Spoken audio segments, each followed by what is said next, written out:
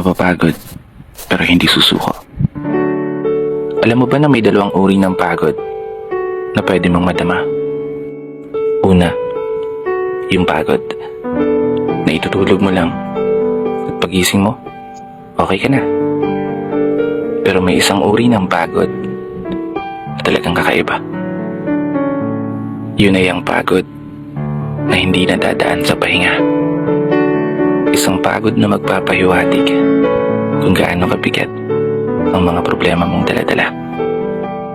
Pagod na magpapanginig ng mga luha sa mata. Pagod na magdidikta sa'yo para sabihin ayaw mo na.